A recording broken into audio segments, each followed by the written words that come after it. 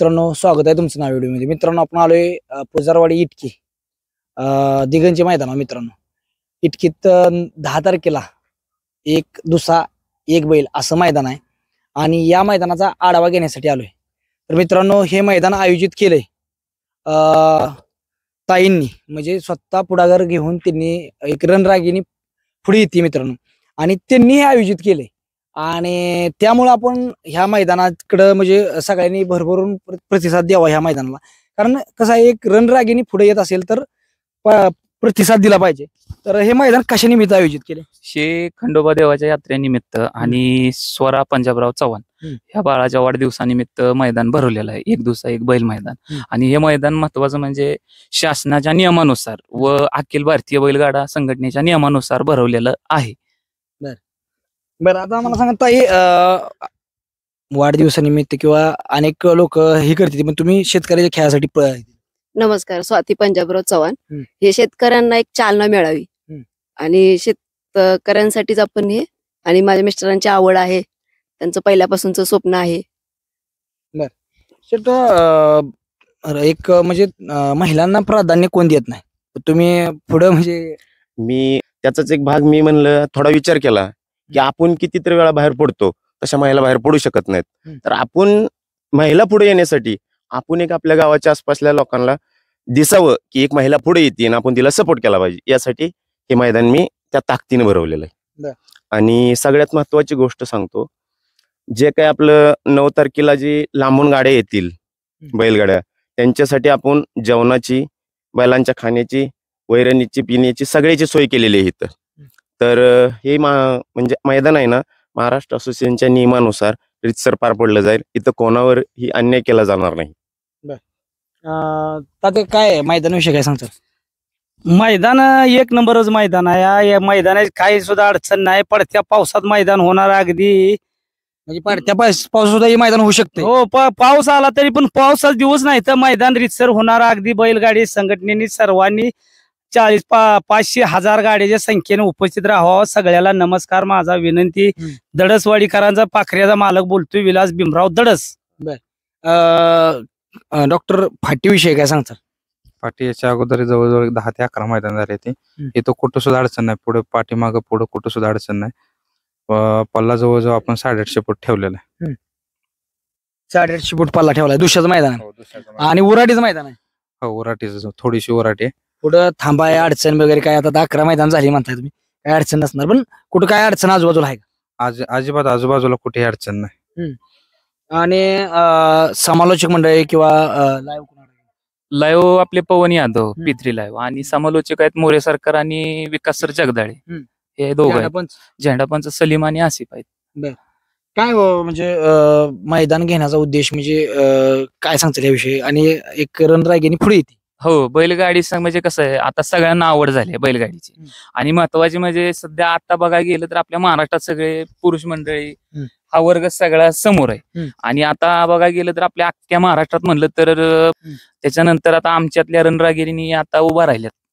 त्यामुळे आम्हाला पण वाटतं की बाबा कुठं तर महिलांना प्रोत्साहन भेटावं किंवा महिलांनी पण पुढे यावं ह्याच्यामध्ये. ह्यासाठी आपण मैदान भरवलेलं आहे. शेट, खरेदी करणार आहे?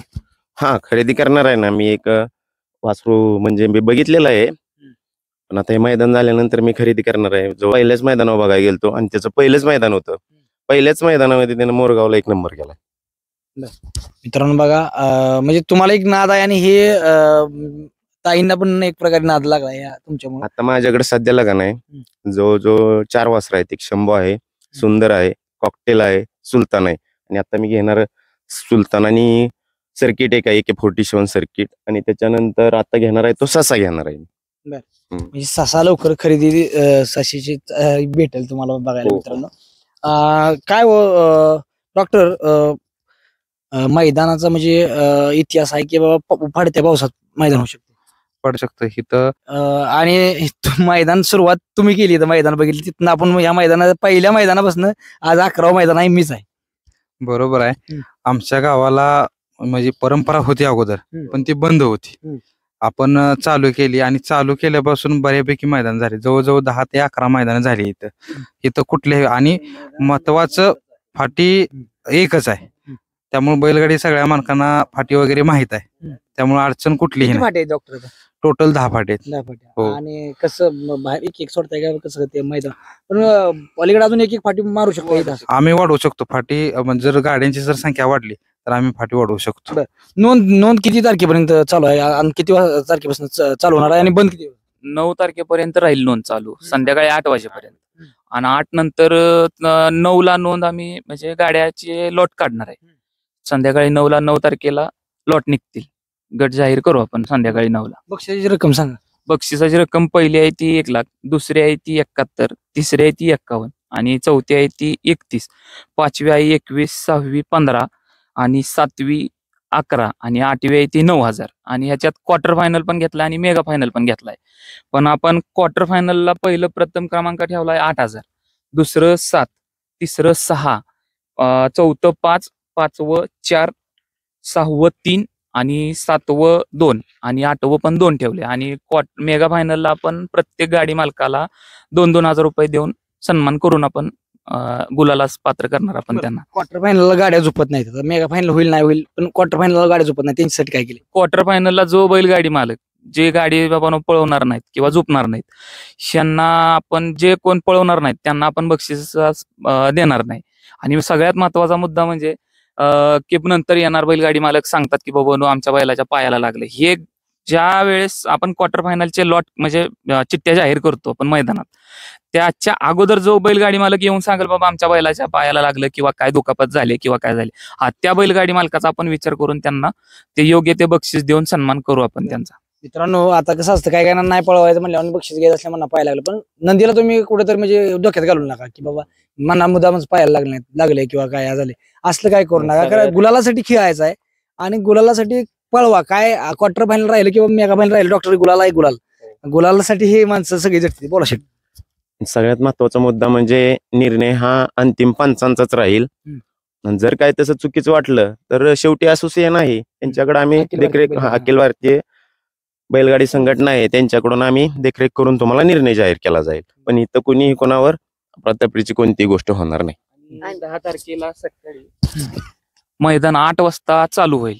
सकाळी 8 वाजता. हा सगळ्यात महत्वाचा मुद्दा शार्प 8 वाजता 1 ते 5 गट खाली जाईल. काय सांगताय. सगळ्यात महत्वाचं म्हणजे फायनल आणि क्वार्टर फायनल ह्या दोघांनाही आम्ही प्रत्येकी गाडी मालकांना 2-2 ढाली म्हणजे दोघांना 1-1 ढाली. कोणाला नाराज नाही करायचं आम्हाला. प्रत्येकाला प्रत्येक बैलगाडी मालकांना ढाल दिली जाईल. प्रत्येक बैलमालकाला एका मागे 2 असतील. एका जोडीला 2 दोन. क्वार्टर फायनल पण. हो. मित्रांनो क्वार्टर फायनलला पण 2 डाले येत्या. आणि काय होतं ज्यावेळेस फायनल आपण पळतो त्यावेळेस त्या बैल मालकाची भांडी लागते ती कुठे एक ढाल दिल्यानंतर यांनी दोन्ही पण डाले दिले त्या. चला मैदान काय आव्हान काय कराल शेट तुम्ही बैल मालकांना. सगळ्यात महत्वाची विनंती आहे की सगळ्यांनी जास्तीत जास्त इथं उत्साह करून सहभाग व्हावे एवढीच विनंती आहे. काय हो मैदानाविषयी काय सांगताल किंवा ह्यांच्याविषयी काय सांगताल. मैदान रितसरच होईल आणि चव्हाण साहेबांनी मैदान घेतलं याच्याबद्दल अतिशय मोठी दिलगिरी व्यक्त केली तरी वावगं ठरणार नाही.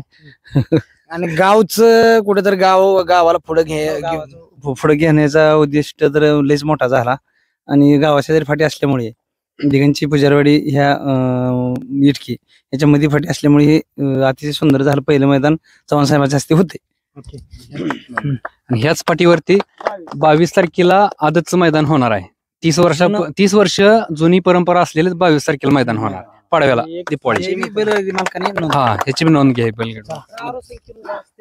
आता तात्यांचं म्हणणं तात्या काय ह्या जोडीविषयी काय सांगताल. महत्वाची गोष्ट ही मला सांगा आधी.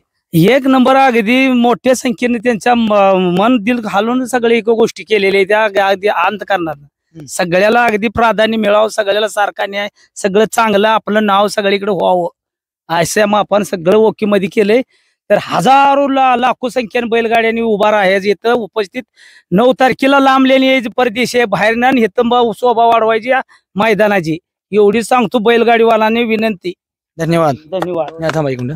आजपासून नोंद चालू झालेली आहे मैदानाची. तसं बैलगाडी सर्व मालकांनी नोंद करून सहभागी घ्यावं. लवकर सहभागी व्हावं आमची.